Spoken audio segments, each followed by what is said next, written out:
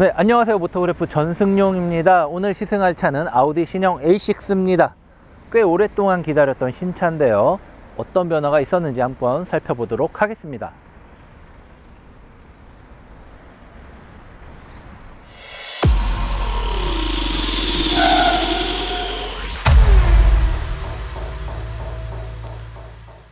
신형 A6는 2.0 가솔린 터보 엔진이 장착된 45 TFSI가 먼저 나왔습니다. 그래서 오늘 시승하는 차는 고급 트림인 45 TFSI 쿼트로 프리미엄입니다. 전반적인 디자인 변화부터 보도록 하겠습니다. 차체가 조금 커졌는데요. 전장은 15mm, 전폭은 10mm 늘었고요. 전고는 15mm 줄었습니다. 그렇게 큰 변화는 아니지만 전체적인 비율이 낮고 넓어진 느낌이죠. 휠베이스는 9mm 증가했네요. 전면부는 와이드 앤 로우 디자인이 극단적으로 적용됐습니다. 싱글 프레임 그릴은 이렇게 높다란 사각형에서 가로로 긴 그런 육각형 그릴로 바뀌었고요. 헤드램프도 매력적입니다. 주간주행 등이 이렇게 나와 있고요. 방향지시 등은 주간주행 등 위에서 눈썹처럼 이렇게 번쩍번쩍 빛나죠. 이 안에는 상향등이 들어있는데요. 이 상향등에는 LED 매트릭스 기능이 들어 있습니다. 빛을 선택적으로 비춰주는 그런 기능인 거죠. 그리고 헤드램프에서 보닛으로 이어지는 날렵한 라인과 그리고 하단 끝부분에 있는 에어 커튼도 공기역학적 디자인을 위해서 만들어졌고요. 자, 측면도 화려하네요. 아우디가 선을 사용하는 능력은 정말 대단한 것 같습니다. 보닛 라인도 인상적인데 측면에도 매력적인 라인이 추가됐습니다. 이쪽으로 와 보시겠어요?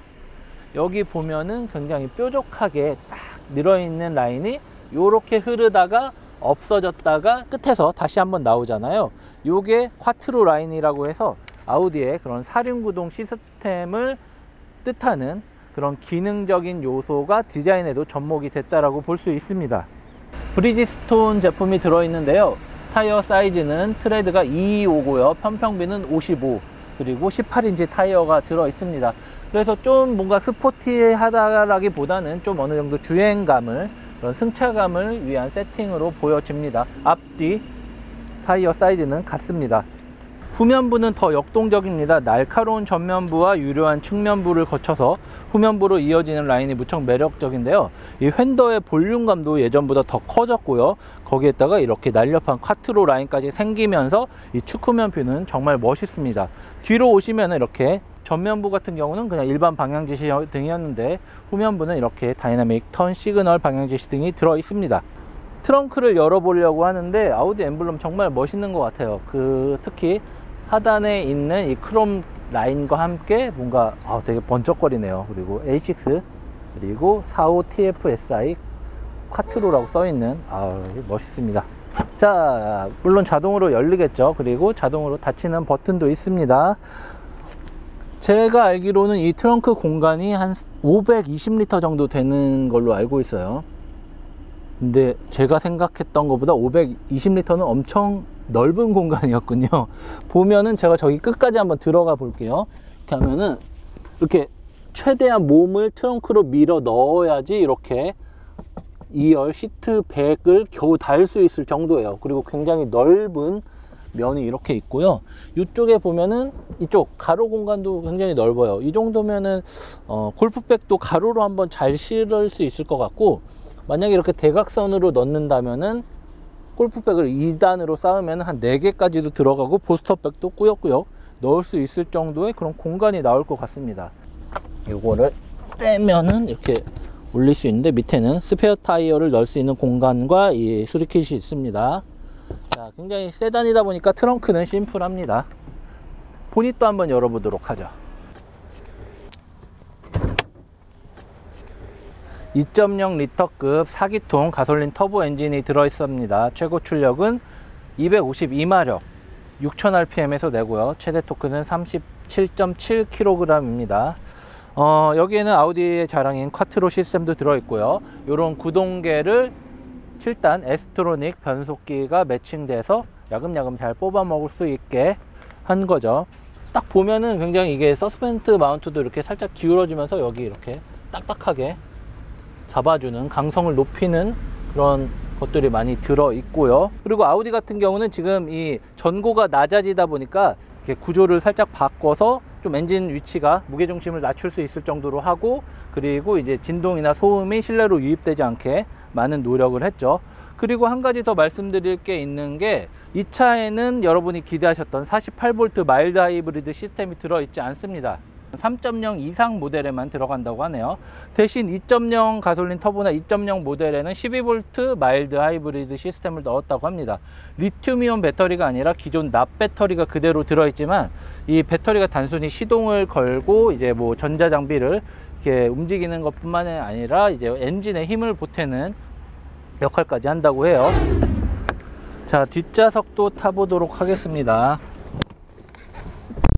와, 실내 공간이 굉장히 일단 넓네요. 제가 엉덩이를 뒤에 딱 붙이고 앉았을 때 무릎 공간이, 참고로 이 앞좌석은 제가 운전하던 그 무릎 공간 그대로입니다. 근데 거의 이 정도, 엄지와 검지뼈 정도의 공간이 나오고요. 그리고 이 안쪽을 더 팠죠. 파서 뭔가 좀 제가 이렇게 하더라도 좀 여유가 생기게 이렇게 턱 젖혀지게 만드는 그런 공간이 나옵니다. 단순히 공간이 넓은 것뿐만이 아니라 뒷좌석에 사용된 이런 우드 트림이나 크롬, 고급 가죽, 이런 플라스틱 소재들도 굉장히 잘 해놨습니다. 뒷좌석도 전혀 불편하지 않고 안락하고 편합니다. 와, 이 정도면은 정말 잘 만들었다고 볼 수 있을 것 같네요. 에어벤트가 여기 센터 터널 후분에 있고요. 그리고 측면 B필러 있는 부분에도 공조기, 공기가 나오는 구멍이 있습니다. 그래서 포존인 거죠. 운전석, 조수석, 운전석 뒷자리, 조수석 뒷자리, 이런 식으로 포존이 되는 겁니다. 그리고 한 가지 더 특이한 게 있습니다. 이 차 같은 경우는 여기 보면은 이렇게 암레스트가 있잖아요. 그래서 암레스트 누르면은 이렇게 컵홀더가 있어요. 그리고 여기에 뭐 이런 스마트폰이나 뭐 반지, 귀걸이, 이런 작은 것들을 놓을 수 있는 수납함이 있는데, 이것뿐만이 아니라 여기서 한 번 더 열면은 가운데 시트가 전체가 접혀지면서 트렁크와 연결이 됩니다. 앉아만 봐도 깔끔하고 고급스러운 느낌이 듭니다. 이런 가죽과 우드, 크롬과 플라스틱 등 다양한 소재를 적재적소에 사용해서 굉장히 스타일리시하면서도 안정적인 편안함을 줍니다. 가로로 길게 뻗어 있는 센터 패시아 디자인이 적용됐고요. 그 아래로 다양한 디스플레이가 들어있는 걸 볼 수 있습니다. 이 세 개의 디스플레이는 각자의 역할을 하면서도 서로 연동도 됩니다. 일단 보시면은 이쪽에 있는 내비게이션 화면이 이 버추얼 콕핏 디스플레이에 들어가는 걸 볼 수 있죠. 이렇게 들어가는 걸 볼 수 있고, 그리고 여기서 검색을 할 때 이제 공조 그런 디스플레이가 이런 키보드 형태로 바뀌고 이제 쓸 수도 있는 디스플레이로 바뀝니다. 이런 식으로 서로 연동도 돼요. 10.1인치 인포테인먼트 창에는 온갖 기능들이 다 있습니다. 여러분들이 말하는 모든 게 다 있을 거예요. 그래서 보면은 이제 라디오, 미디어, 폰, 내비게이션, 뭐 폰, 앱, 그리고 비클, 세팅, 헬프, 뭐 이렇게 유저 메시지 등등이 되게 있고, 여기서 보면 이제 라디오, 음악, 전화, 내비게이션, 이런 식으로 굉장히 많은 기능들이 있는데, 요거를 다 설명하려면은 시승 시간을 모두 다 할애해도 부족할 정도여서 일단은 간단하게 이런 게 있다라고만 말씀을 드리고, 한 가지 특이한 점을 보면은 보통 예전에는 이 디스플레이, 센터 디스플레이가 계기판하고 같은 위치에 있도록 하는 게 추세였어요. 그런데 아우디는 이걸 내렸습니다. 왜 내렸냐 곰곰이 생각을 해봤더니, 기본적으로 여기를 조작을 할 때는 보는 거는 내비게이션이 주로 보는 거란 말이에요. 내비게이션을 보는데, 이제는 굳이 이 내비게이션을 보지 않아도 디지털 클러스터에 내비게이션이 나오고 헤드업 디스플레이도 있어요. 그래서 얘를 굳이 안 봐도 계기판을 보던가 헤드업 디스플레이만 보면 돼요. 그냥 앉은 상태에서 터치 가능하게 운전자한테 더 가까운 위치로 이게 내려온 것 같습니다. 내비게이션은 좀 아쉽습니다. 아무래도 이제 서치 눌렀을 때 원래 구글 맵하고 연동이 돼서 해외 같은 거는 그게 되는데, 우리나라는 안 되다 보니까 자체 시스템을 쓰는데 이게 뭐 지도 데이터도 충분하지 않다 보니까 검색되지 않는 경우가 꽤 많았어요. 그래서 좀 안타깝다라고 했는데, 그나마 방법을 찾은 게, 이 차는 이제 카플레이랑 안드로이드 오토가 굉장히 잘 되어 있습니다.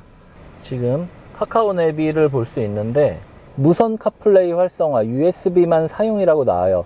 예전에는 애플 카플레이나 안드로이드 오토 같은 경우는 유선으로만 지원이 됐단 말이에요. 근데 요즘에는 무선까지 가능합니다. 그거 왜 그러냐면은 요즘에는 핸드폰 무선 충전이 점점 발전하고 있잖아요. 그래서 차량에도 무선 충전 기능이 들어가는데 충전은 무선으로 하는데 선을 이어야지만 카플레이가 된다라는 건 사실 말이 안 되는 것 같잖아요. 그렇다 보니까 이제 제조사에서도 무선으로도 카플레이가 될 수 있게 했습니다. 한 가지 아쉬운 점은 뭐 이건 욕심일 수도 있는데 이렇게 미러링을 해서 뭐 어플리케이션 내비게이션을 켰을 때 이제 클러스터 버추얼 콕핏이나 헤드업 디스플레이랑 연동이 안 된다는 거는 살짝 아쉽네요. 물론 이런 뭐 기계적인 문제, 기술적인 문제긴 하지만 나중에는 이렇게 미러링 어차피 하는 이상 여기 버추얼 콕핏에서도 어플 내비가 같이 연동이 되면은 좋지 않을까라는 생각이 드네요. 카메라 기술이 굉장히 훌륭합니다. 보시면은 기본적으로 이제 오른쪽에 360도 어라운드 뷰 카메라가 있죠. 화면 끝쪽에는 왜곡이 큰데 차를 둘러싼 부분에는 거의 왜곡이 없습니다. 그래서 이렇게 360도 되고 각 부분을 누르면은 이런 식으로 자기가 보고 싶은 부분을 정확하게 보여줍니다. 그래서 전방 같은 경우는 이제 가이드까지 보여주고요. 후방도 이렇게 가이드까지 보여줍니다. 근데 한 가지 더 신기한 게 있는 게 3D도 나옵니다. 3D에서 이제 후면에서 위에서 본 게 나오고요. 그리고 이제 측면 돌아가고 이렇게 우측면, 좌측면 이렇게 돼요. 근데 되게 재밌는 게 뭐냐면 이 상태에서 볼까요? 제가 뒤에다 놓고 이렇게 가면은 차가 움직여요. 그대로. 뭔가 게임하는 것처럼 움직입니다. 이런 식으로 굉장히 다양한 방식으로 이제 카메라 기술이 적용이 됐습니다. 자, 이제 시승을 할 건데요. 시승은 전문가한테 한번 맡겨보도록 하겠습니다. 모터그래프 공식 테스트 드라이버인 강병희 선수가 지금 해외 출장을 마치고 인천공항으로 도착하기 전인데요. 제가 인천공항을 가서 강병희 선수를 납치를 해서 A6 주행 성능 어떤지 조금 더 자세하게 물어보고 같이 시승을 해보도록 하겠습니다.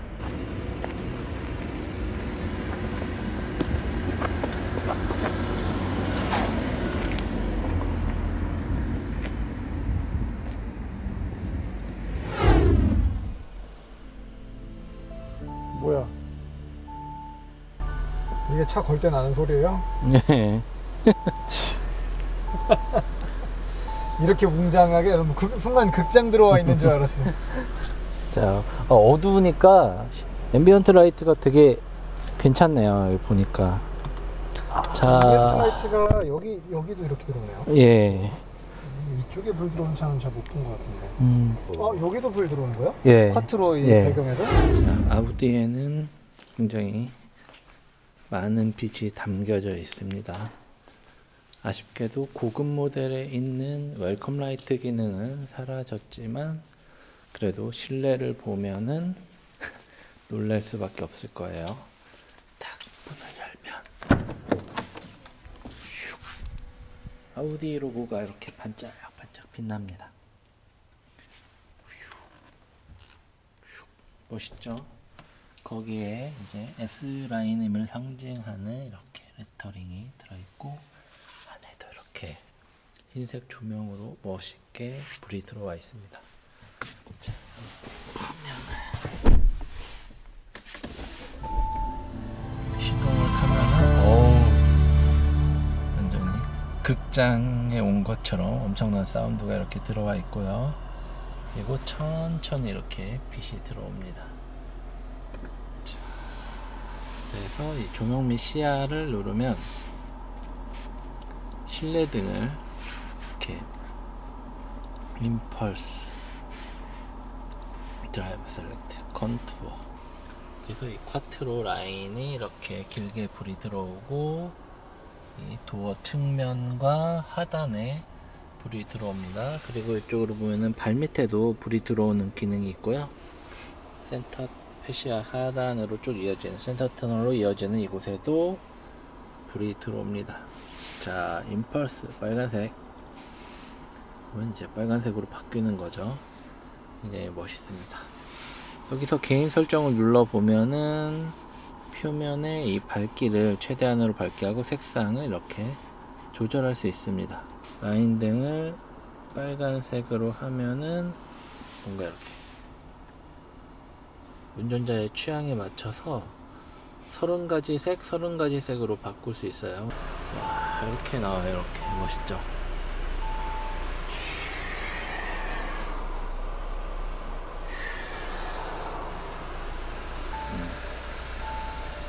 앞좌석과 마찬가지로 뒷좌석도 문을 열면은 이렇게 아우디 로고가 새겨진 불이 들어오고요. 표면과 라인에 이렇게 불이 예쁘게 들어옵니다. 한 가지 굉장히 인상적인 거는 이 벨트 클립을 꼽는 구멍에도 이렇게 하얀색 불이 들어온다는 거. 이렇게 뒤에서 본 모양이에요. 뒤에서 본 모양인데 굉장히 다양하게 예쁜 빛을 내면서 밤에 봐도 참 멋있는 차, 밤에 봐야 더 멋있는 차의 느낌을 잘 꾸며내고 있습니다. 이런 식으로 되는 겁니다. 자, 가시죠. 사실 45 TFSI 모델이라고 해가지고 저는 막연히 6기통 엔진이다라고 생각하고 처음에 탔는데 네. 타보다 보니까 6기통 엔진이 아닌 것 같은 느낌이 딱 들더라고요. 뭐 그렇지만 우리 뭐 제한속도 범위를 훌쩍 뛰어넘는 뭐 약간 좀 빠르게 달린다고 하는 그런 페이스의 유저들한테도 많이 답답하게 느껴질 정도의 출력은 아닌 것 같아요. 그리고 맘만 먹으면은 사실 연비를 굉장히 잘 뽑아낼 수도 있잖아요. 2.0만 되면. 맞습니다. 다재다능한 엔진인 것 같습니다. 네. 운전대가 굉장히 가볍네요, 아우디가. 네, 뭐 지금 저희가 기본 모드인 컴포트에서 가고 있는데 자동으로 보면 자동은 살짝 무거워지는군요. 컴포트 모드가 한 단계 더 가벼워지네요. 이게 효율하고 승차감은 운전대 강도 3개 중에 가장 가벼운 모드. 승차감 모드라고 하니까 너무 좀 어색하지 않으세요? 네, 이거는 좀 번역을 약간 바꿔야 될 것 같아요. 원래 영어로는 컴포트라고 되어 있거든요. 그렇죠. 근데 이게 컴포트가 승차감이랑 같은 뜻은 아닌데 실제로 이 차는 저 드라이브 셀렉트를 이용해서 주행 모드를 바꾼다고 해서 승차감이 달라지지는 않잖아요. 맞아요. 그러니까 서스펜션 쪽에 대한 관장하는 그 가변 댐퍼가 없기 때문에 이제 이렇게 놓으면 약간의 혼돈이 생길 수가 있죠. 저 승차감 해놓으면 진짜 승차감이 좋아질 것 같은 느낌이 드는데, 그리고 실제로 이 모드 선택하는 버튼에 들어갔을 때 그 서스펜션 그림이 이렇게 변하는 것처럼, 네. 요 부분을 말하는 거죠? 네, 이 아우디 드라이브 셀렉트를 하면 댐퍼가 이렇게 위아래로만 이렇게 하면서 이게 뭔가 가변 댐퍼처럼 느껴지는데, 가변 댐퍼가 있는 상위 모델들도 있지만 지금 이제 이 45 TFSI 휘발유 엔진 국내 버전 같은 경우에는 댐퍼는 성향이 변하지 않습니다. 맞아요. 그러니까 이제 그런 차들도 있고 하니까 이 디자인은 범용으로 아마 그려 넣은 것 같기는 해요. 근데 본의 아니게 누군가는 오해할 수도 있겠다라는 생각도 듭니다. 네.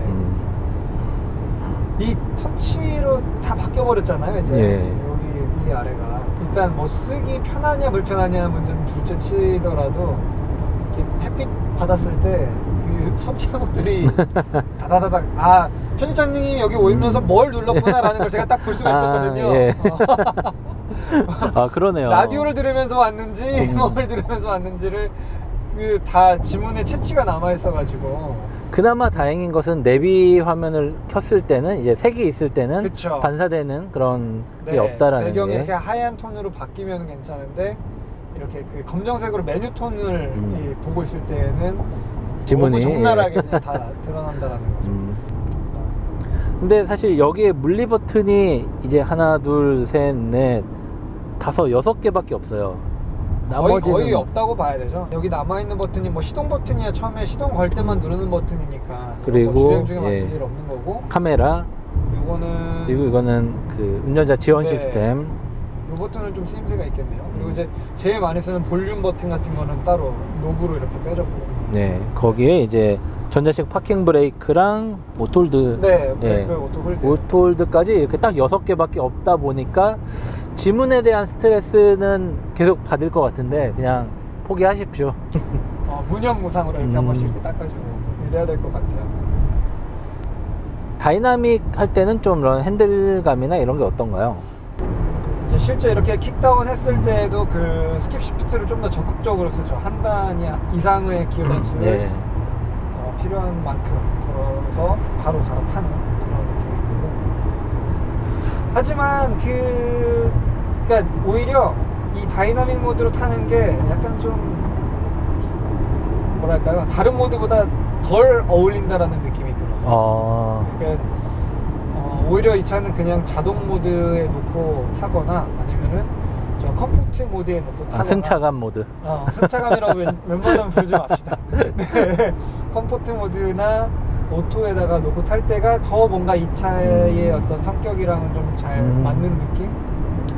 그런 것 같아요. 그러면 저는 정말 궁금한 게 있는데, 다이나믹 모드랑 네.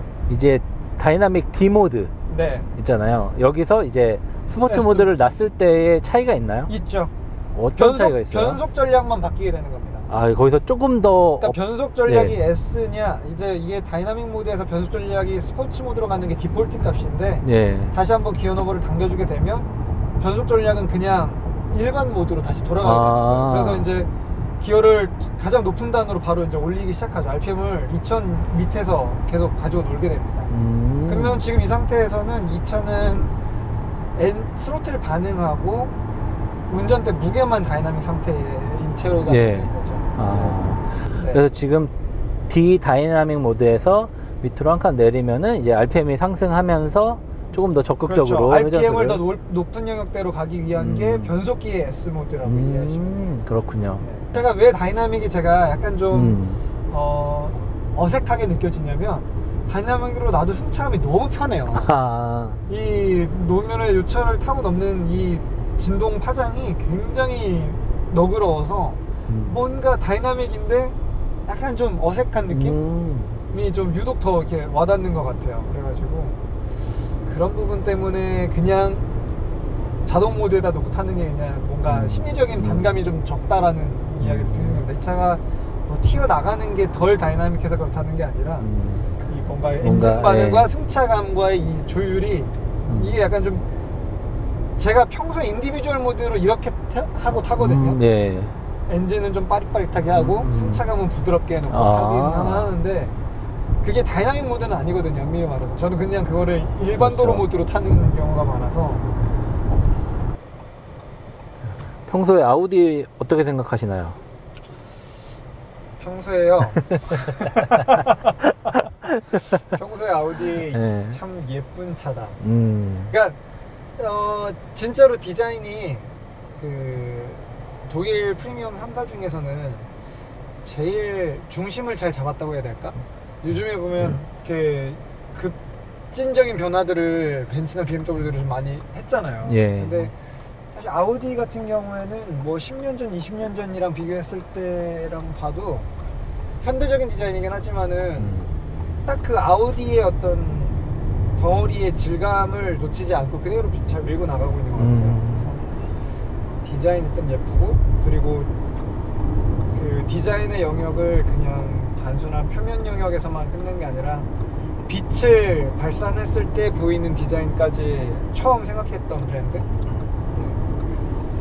승차감이 진짜, 승차감이 너무 나긋나긋해요. 진짜. 그러니까 뭔가 저는 그런 표현을 쓰긴 썼는데, 이제 약간 성향을 스포티하고 뭐 부드러운 거라고 이렇게 쳤을 때 네. BMW가 가장 제일 위에 있겠죠, 5 시리즈가. 그리고 벤츠가 좀 밑에 있고, 아우디는 그 중간에서 뭔가 좀 더 위아래로 왔다 갔다 하는 그런 느낌이라는 생각이 들더라고요. 벤츠는 뭔가 좀 안락함에 가까운 그런 차라면은, 이제 BMW는 좀 스포티한, 그리고 아우디는 그 뭐 중간에서 뭐 마음만 먹으면 눈치 보면서 이제 이쪽이 더 유리한가 이쪽이 더 유리한가 이거 왔다 갔다. 네, 왔다 갔다 할 수 있는 그런 차라는 거죠. 근데 지금 이 차를 타보면은 오히려 승차감이 이 클래스보다 이 차가 더 좋은 거 아닌가라는 생각이 들어요. 5 시리즈가 위에 있고 승차감 쪽에 A6가 있고, 오히려 이제 이 클래스가 그 중간에서 왔다 갔다 하고 있는 거 아닌가. 왜냐면 계속해서 이 클래스가 젊어지려고 스포티해지려고 5 시리즈의 영역 쪽으로 자꾸만 다가가고 있었거든요. 디자인은 그렇지 않지만. 그리고 되게 웃긴 게, 5 시리즈는 E 클래스가 되고 싶어 하고, 맞아요. E 클래스는 5 시리즈가 되고 싶어 하고, 막 이게 너무 재밌는 것 같아요. 일단 저는 그 모든 사람들이 빠른 차를 원하는 건 아니라고 생각해요. 사실 예. 저 스스로도 제가 제 차를 고를 때도 가장 빠른 차를 고르진 않거든요.